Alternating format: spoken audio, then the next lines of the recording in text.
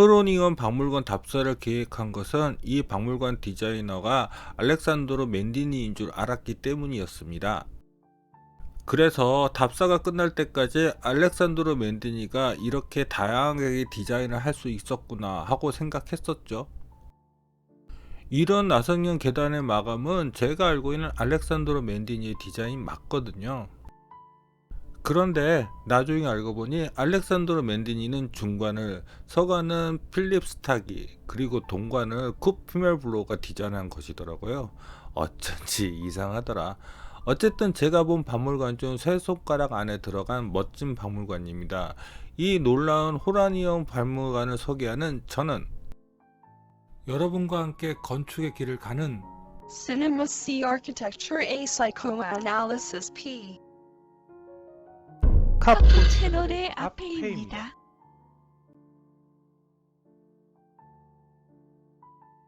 흐로니영 박물관이 있는 흐로니영은 네덜란드 북동쪽에 위치하고 있는 도시입니다. 답사를 간 날이 흐렸지만 해만 쨍쨍하면 정말 아름다운 도시인 것 같더라고요. 흐로니영 박물관은 흐로니영시 중심에 위치하고 있고요. 바로 도시를 가로지르는 운하에 위치하고 있습니다. 저기 물 위에 떠 있는 게 바로 흐로니영 박물관입니다. 흐로니영 박물관은 바로 흐로니영 기차역에 앞에 딱 붙어 있더라고요. 그래서 차는 여기 기차 공영 주차장에 주차하고요. 바로 이렇게 걸어서 건넜답니다. 흐로니영 기차역에서 건너편 흐로니영 박물관을 바라본 모습입니다. 저는 답사 때 이 모습을 확인하고 갔거든요. 그런데 한쪽에 저런 배수구도 있더라고요. 그런데 제가 아는 맨디니가 저런 해체주의 건축 디자인도 했나 하는 생각에 헷갈렸거든요. 완전한 해체주의 작품이잖아요. 형태는 에렉 오웬 모스의 해체주의 건축 작품들하고도 닮아 있고요. 흐로니영 박물관은 크게 3개의 메스로 나눠져 있습니다. 서관을 필립 스탁이, 중간은 맨디니가 디자인한 것 같습니다. 그리고 이쪽은 확실히 다른 건축가 디자인했지요. 먼저 동관부터 살펴볼까요?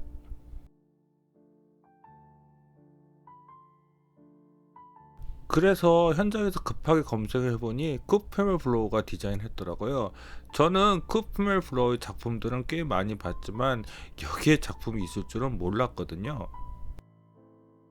하지만 제가 정말 몰랐던 것은 이 작품이 제가 직접 본 쿠프멜 블로우의 작품 중 가장 이른 것이더라고요.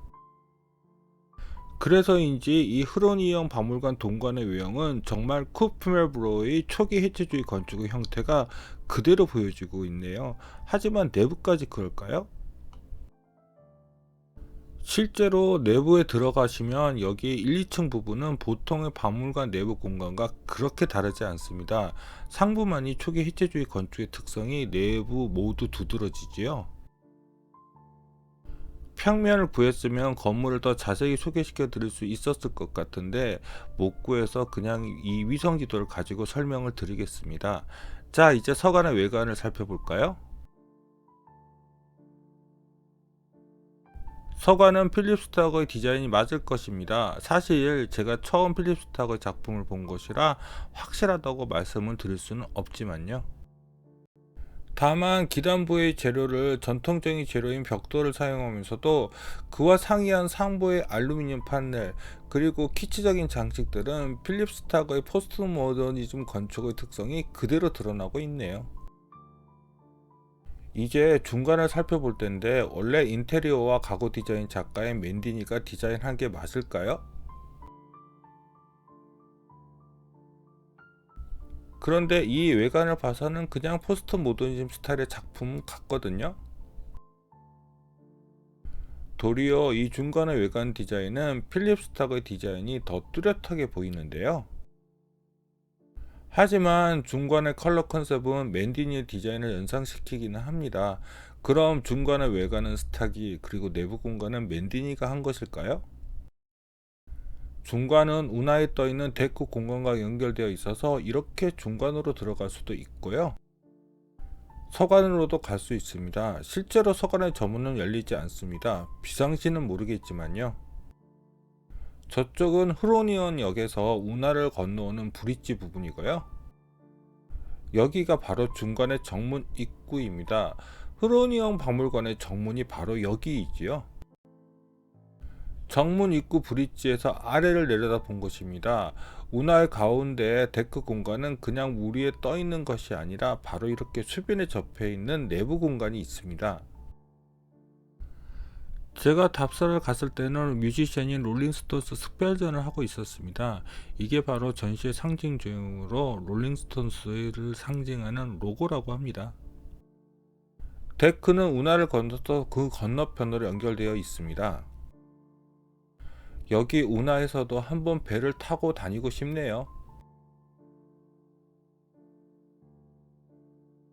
제가 흐로니언 박물관을 제가 본 박물관 중 세 손가락으로 뽑은 것은 포스트 모더니즘의 특성이 이 박물관 자체뿐만 아니라 소장한 잠시작품 모두에 잘 반영한 박물관이 별로 없기 때문입니다. 자, 그럼 내부를 들어가 볼까요?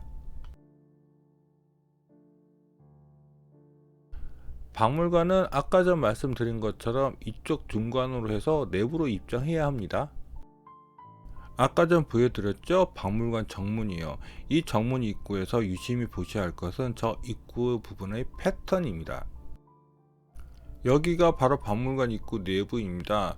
창문이 입구 양쪽에 있지만 그래도 내부가 좀 많이 어둡지요? 입구를 들어오시면 바로 이 중앙 계단이 보이실 겁니다. 이 계단을 내려가면 동관과 서관으로 가실 수 있는 진입 통로가 나옵니다. 네덜란드 박물관이라서 그런지 오렌지 컬러를 정말 많이 사용했더라고요. 사실 제가 이 컬러 좋아해서요. 이 공간이 좋더라고요. 여기 창으로는 서관도 이렇게 보이고요. 반대편 창으로는 동관으로 가는 데크 브릿지도 보입니다. 이 아래 공간은 동관은 입구 로비가 위치하고 있고요. 다만 이리로 갈 수는 없습니다. 중간 2층 로비의 이쪽은 카페가 그리고 이쪽은 기념품 샵이 있습니다. 그런데 정말 도면이 있었으면 훨씬 더 좋았을 텐데요. 로비의 남쪽에는 이렇게 카페가 위치하고 있고요. 로비의 북쪽에는 기념품 샵이 있습니다. 아, 저기 티셔츠 득템했습니다. 원래 롤링스톤스는 좋아하는 그룹은 아니었는데 이 티셔츠는 정말 마음에 들더라고요. 그럼 이제 중간 1층으로 내려가 볼까요? 이 계단으로 1층으로 내려가 보겠습니다. 후로니언 박물관은 기상층 1층, 2층으로 구분하기가 애매하더라고요. 그래서 주변에 접해져 있는 층을 그냥 1층으로 부르겠습니다. 그런데 정말 이 계단 멋있습니다. 더군다나 제가 나선영 회장 계단 좋아하잖아요. 여러 컬러들 이렇게 픽셀처럼 보이게 뒤섞는 패턴 디자인은 맨디니의 시그니처 디자인 중 하나입니다. 아까 전 중간 정문에도 이런 패턴이 들어가 있었습니다. 그래서 이 계단을 보는 순간 이건 맨디니의 작품이다 라는 생각이 확실해지더라고요. 이렇게 계단 중간에서 상부를 올려다 보았습니다. 이 뷰도 생각했다면 상부 천장의 디자인도 이 패턴과 같이 갔으면 어떨까 싶네요. 계단 중간에서 아래를 내려다 본 곳입니다. 1층 컬러 컨셉도 2층과 비슷한 것 같아 보이네요. 이제 1층에 내려와 중앙 계단 전체를 살펴볼까요? 이 1층 로비 공간이 좁은 게 좀 안타깝네요. 넓었으면 더 이 중앙 계단이 돋보였을 텐데요. 그리고 저쪽으로 가시면요. 화장실과 함께 관람객용 코인 락커로 갈 수 있는 통로가 있습니다. 저도 여기에 가방을 맡겼습니다. 유럽 박물관은 대부분 양어깨에 매는 가방은 못 들고 들어가고 이렇게 코인 락커에 맡기도록 합니다. 자, 이제 동관으로 가보겠습니다. 저기가 바로 동관 입구 로비입니다.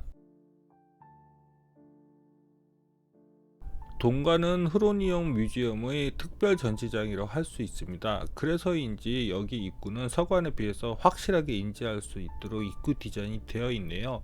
저리로 들어가시면요. 바로 이 공간이 나옵니다. 저기가 아까 전 입구입니다. 여기는 롤링스톤스의 전시장이 시작된다는 느낌이 확실히 들 수 있도록 디자인이 되어 있습니다. 여기는 입구의 반대편으로 동관 전시장으로 들어가는 입구입니다. 그리고 한쪽 벽면에는 롤링스톤스의 공연이나 뮤직비디오를 이렇게 또 틀어놓고 있습니다. 자, 이제 이쪽으로 가시면 이제 본격적으로 동관으로 들어가는 중앙 계단 로비 공간과 전시장이 나옵니다.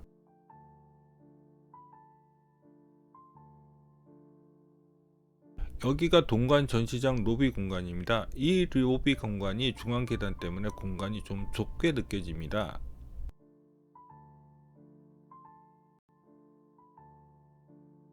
여기 로비 공간에 있는 저 꽃 조형 장식들은 맨디니의 것 같은 느낌은 들지 않았습니다.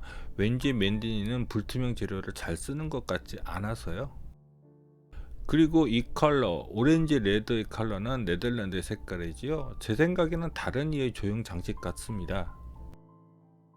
여기는 1층에서 2층으로 올라가는 계단이고요. 이곳에서 고개를 살짝 드시면 또 꽃의 조형 장식들이 보이는데요.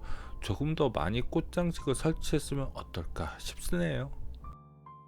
여기가 1층에서 2층으로 올라가는 계단의 출구이고요. 저쪽으로 가시면요, 또 2층에서 3층으로 올라가는 계단 입구가 나옵니다. 그런데 이상하게 아까 전 1층에서 2층으로 올라가는 계단에서 보이는 꽃 장식보다는 여기가 더 비어 보이네요. 보이는 면적이 넓어져서 그럴까요? 여기는 2층에서 3층으로 올라가는 계단에서 바라본 것이고요. 이곳에서 내려다보니 꽃 장식들이 보잘것없이 보이네요. 좀 더 조명을 강하게 주는 게 좋지 않을까요? 여기가 3층 계단 출입구입니다. 그런데 파격적인 외부와는 다르게 이 중앙 계단은 너무 평범하게 보이네요. 여기서 실망하시면 안됩니다. 내부 공간은 더 평범해요. 먼저 1층부터 살펴볼까요? 여기 전시장 입구의 핫핑크는 눈이 아플 정도로 강합니다. 역시 롤링스톤스의 전시장 입구답지요. 하지만 동관은 해체주의적인 외관과는 다르게 주 전시장인 1층과 2층은 너무 평범하다니까요. 전시장은 저리로 들어가시면 됩니다. 전시장 입구에는 롤링스톤스 결정 초기에 그들이 살았던 집 모습을 그대로 재현해 놓았습니다. 1962년 런던의 마켓클럽이라는 데에서 롤링스톤스라는 이름으로 첫 공연을 가졌다고 하는데요. 그때 영국의 집 내부는 기대 이상이네요. 우리나라에서는 롤링스톤스의 인기가 별로이지만 사실 비틀즈만큼 서구인들이 좋아하는 그룹이지요. 그런데 이런 집 내부를 보여준 것은 그들의 성공을 더 돋보이게 하려고 하는 것일까요? 처음 롤링스톤스는 미남 밴드로 유명했다고 합니다. 지금 아이돌 밴드의 인기로 영국을 휩쓸었다고 하네요. 그래서 그 초창기 활동할 때 사진들을 이렇게 전시해 놓았더라고요. 그리고 한켠에는 그때 그들이 썼던 악기들도 전시해 놓았고요. 한 공간에는 그들이 입었던 무대 의상들을 전시해 놓았는데요. 여기는 초기의 무대 의상인가봐요. 그래도 이쪽 의상은 얌전해 보이잖아요. 하지만 이쪽의 의상들은 무슨 할로윈 코스튬처럼 보이죠. 롤링스톤스는 지금까지도 활동하고 있는 록밴드입니다. 그래서 정말 별의별 의상을 다 시도해 보았지요. 즉, 이 정도 의상은 약과라는 뜻입니다. 전시장 중간중간에는 롤링스톤스의 대표적인 공연 실황을 이렇게 상영해 주고 있었습니다. 그리고 재미있는 앨범 표지도 이렇게 커다랗게 전시해 놓았더라고요. 2층 전시장은 1층 전시장보다 시간이 흐른 이후의 롤링스톤스의 역사를 보여주고 있더라고요. 그래서 그런지 기타 형태도 보다 현대의 전자기타로 바뀐 것 같네요. 여기 걸린 밴드 멤버의 모습은 이제 할아버지 자체이네요. 지금 리드보컬 믹 제거의 나이가 80이 넘었다고 하던데요.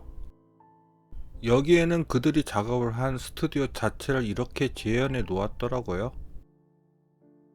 정말 롤링스톤스의 역사를 알리기 위해서 세세한 것 모든 것에 신경을 쓴 것 같아요. 이 전시회는요. 롤링스톤스는 나이가 들어갈수록 더 대담한 무대 의상과 무대 퍼포먼스를 보여주었는데요. 그래도 의상은 초기보다 좀 더 얌전해진 것일까요? 하지만 그들의 공연 무대는 그들의 명성만큼이나 파격적인 무대를 선보인 것 같아요.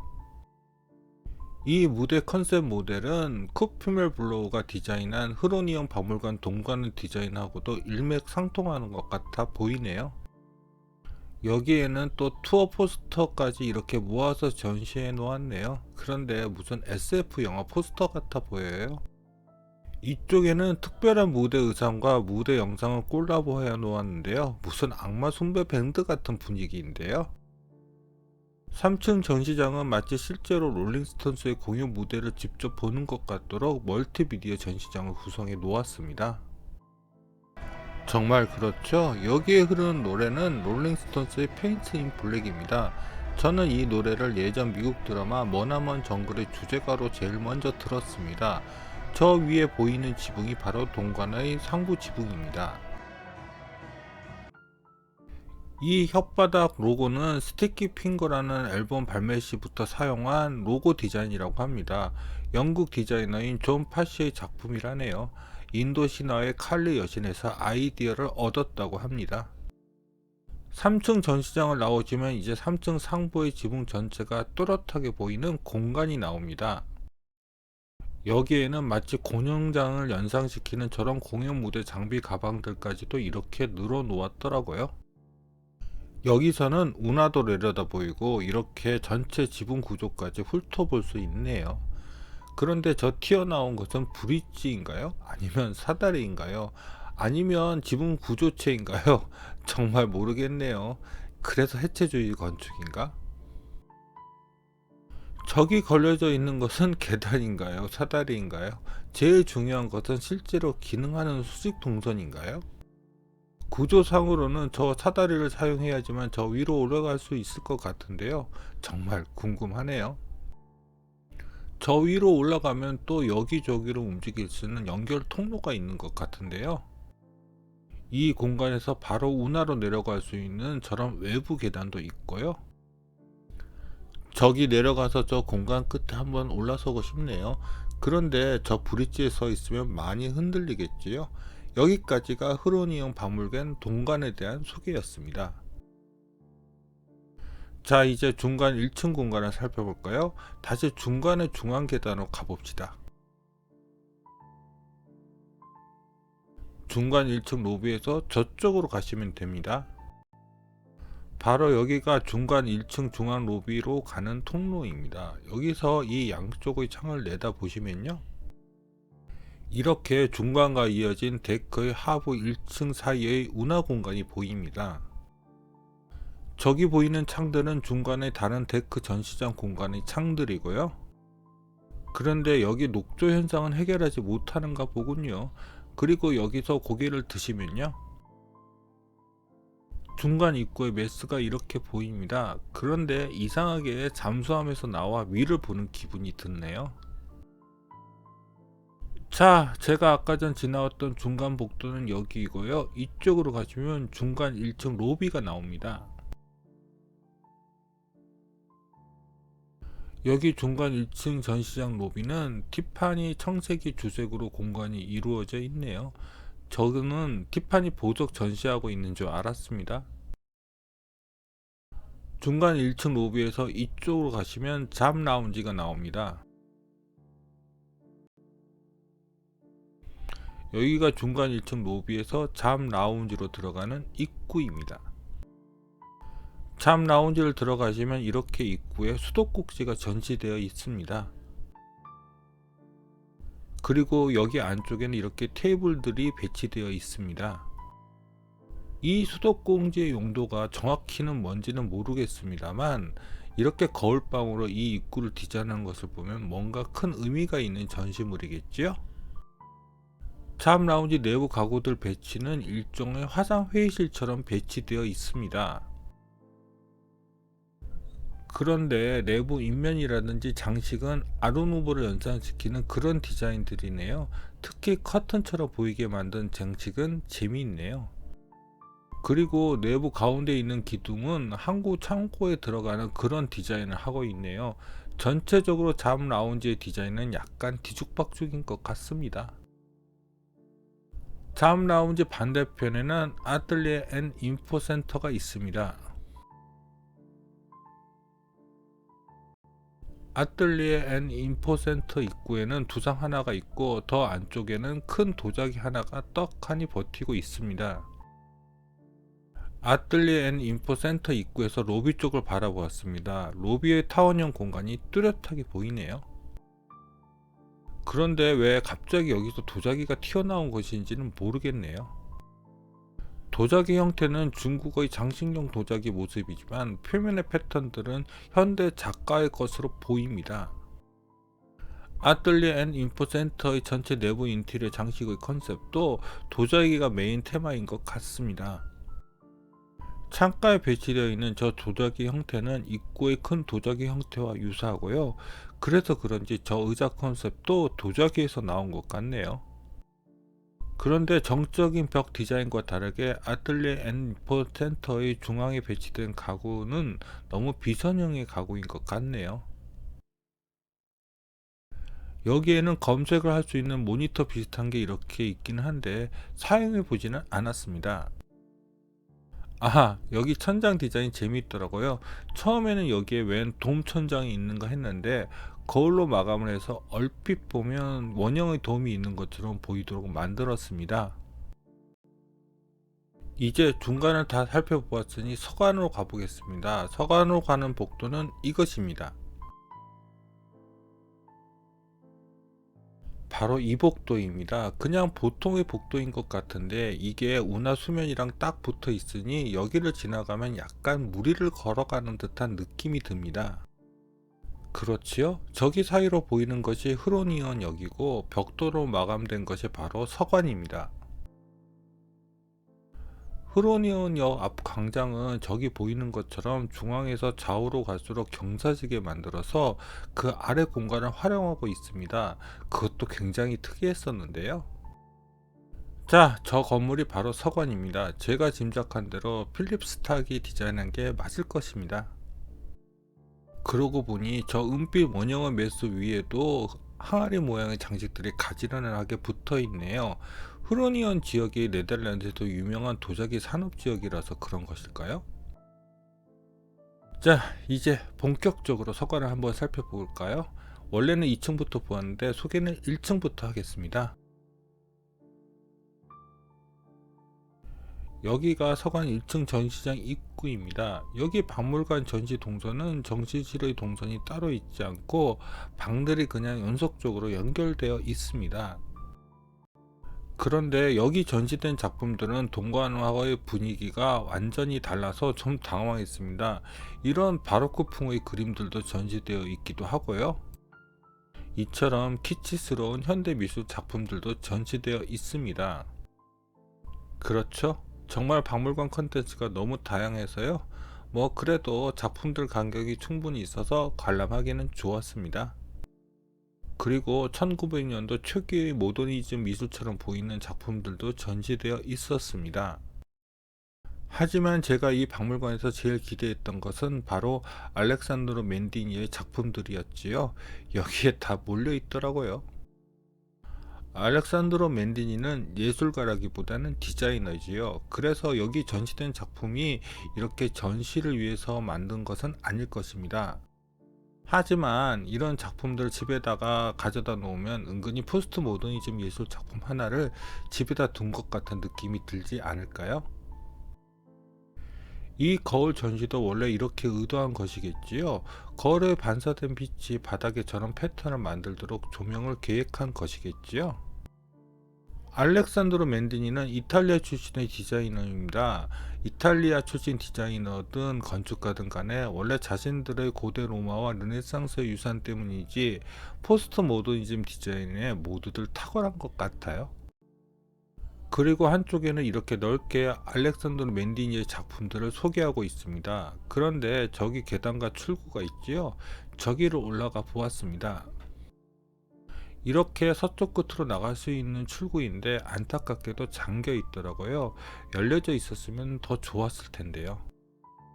그리고 아까 전 있었던 계단참에서 뒤를 돌아다 보면 알렉산드로 맨디니가 만든 후로니엄 박물관 모델이 이렇게 내려다 보입니다.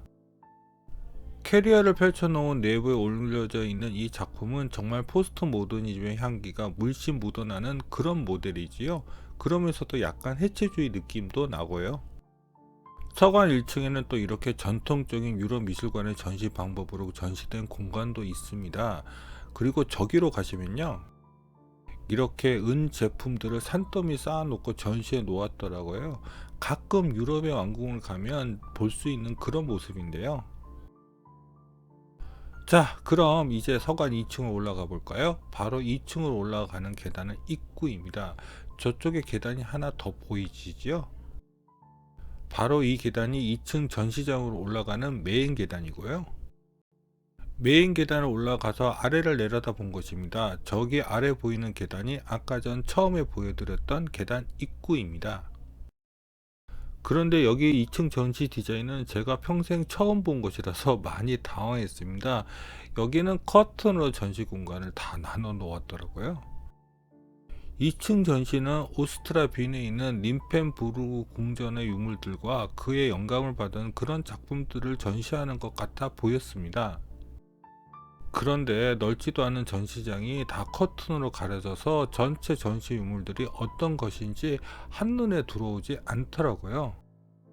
벽 쪽에 전시된 작품들은 좀 기괴해 보이는 것도 있기는 합니다. 이런 작품들이 림펜부르크 궁전에 있는 것은 아니겠지요. 그 유물들을 모티브로 한 작품이겠지요. 여기는 원형의 2층 공간이 확실히 느껴지는 공간이네요. 하지만 이렇게 커튼이 여러 공간에 쳐져 있어서 2층 전시장 중심으로 갈수록 이 원형 공간의 존재감이 점점 얕아집니다. 그리고 림펜부르크 궁의 유물들은 저런 유리 아일랜드 전시대로 전시하고 있습니다. 그만큼 림펜부르크 궁의 유물들이 중요한 것일까요? 그 정도는 아닐 것 같은데요. 그리고 저 커튼의 공간이 비정형이라서 유물을 구경하는 데에도 자꾸 커튼이 걸리더라고요. 과거 유럽의 3분의 1 이상을 차지했던 대제국이었던 오스트리아의 왕궁이었던 림펜부르크 궁답게 여기 유물들은 정말 전 세계에서 온 것들이 많이 있고요. 그 중에는 당시 청나라의 유물도 이렇게 있습니다. 또 이렇게 자그마한 은 조형물이라든지 지금으로 치자면 작은 장난감 같은 것도 림펜부르크 궁의 유물들입니다. 그리고 여기에는 바닥에도 이렇게 전시대를 만들었는데 이건 잘 모르겠네요. 조명이 밝지 않아서 잘 인지되지 않더라고요. 1층 전시관으로 내려갈 수 있는 계단은 이쪽에도 또 하나 있고요. 이 계단실의 디자인은 호리병의 형태를 하고 있습니다. 서관 외부도 도자기병의 디자인 장식들이 있던데 여기 전체 컨셉이 도자기인가 봐요. 여기 반대편에서 보면 이렇게 보입니다. 그리고 이쪽은 아까 전 처음의 2층 계단 입구이네요. 세로로 긴 사진을 넣을 데가 없어서 이쪽에 넣었습니다. 여기까지가 후로니엄 박물관에 대한 소개였습니다. 이것이 쿠프멜 블로가 만든 초기 호리니엄 박물관 동관의 스터디 모델입니다. 정말 제대로 만든 해체주의 건축 모델이지요. 쿠프멜 블로를 만든 두 명의 건축가입니다. 한 명은 울프 프릭스, 다른 한 명은 헬무트 스바스킨스키입니다. 둘 다 오스트리아 출생의 건축가입니다. 위에 마이클 호즐러가 참여해서 쿠프멜 블로라는 회사를 세웠습니다. 현재는 창립 멤버 중 프릭스만이 아직까지 회사에 남아있는 것 같습니다. 쿠프멜 블로어는 처음부터 해체주의 건축의 진심인 회사였고 그들의 노력이 처음 빛을 본 작품이 바로 폴크스 스타스레라는 루프탑 리모델링이었습니다. 이 작품으로 서서히 그들이 빛나기 시작했지요. 그리고 제가 흐로니엄 박물관 전체를 디자인한 것으로 착각했던 알렉산드로 맨디니입니다. 정말 대단한 디자이너였죠. 사실 알렉산드로 맨디니는 인테리어 건축 작가라기보다는 가구 디자이너 혹은 산업 디자이너로 더 명성을 날렸습니다. 그의 가구 디자인을 대표하는 의자 디자인이고요. 저는 이 와인 오프너로 처음 알렉산드로 맨디니의 명성을 듣게 되었습니다. 호르니온 박물관을 간 기념으로 저도 이 오프너 하나 샀습니다. 제가 술은 전혀 못 마시지만요. 그리고 적어도 서가는 확실히 디자인했을 것이라고 생각하는 필립 스탁입니다. 그런데 저는 그의 작품도 본 것이 이게 처음이라서 그에 대해서 잘 몰랐습니다. 그런데 이름으로는 영어권 건축가인 줄 알았어요. 하지만 알고 보니 프랑스 출신 건축가더라고요. 그러면 필리페 스타르크라고 발음해야 하지 않나? 그건 잘 모르겠고요. 이건 멀리서 봤습니다. 아사히 맥주 본사요. 저 황금 거품의 조형물이 유명하지요. 필립 스탁도 가구 디자인을 많이 했더라고요. 저도 이 가구는 한번 본 적이 있는데요. 이 아크릴 색깔은 정말 잘 뺀 것 같더라고요. 이 컨텐츠부터 코프멜 블라우의 작품들을 살펴볼 것입니다. 저는 코프멜 블라우 작품들을 정말 좋아하고 일부러 그의 작품들을 보러 많이 다녔습니다. 그런데 생각만큼 많이 보지는 못한 것 같아서 좀 아쉽네요. 그럼 구독과 좋아요 부탁드리며 이상 카프 채널의 앞에이었습니다.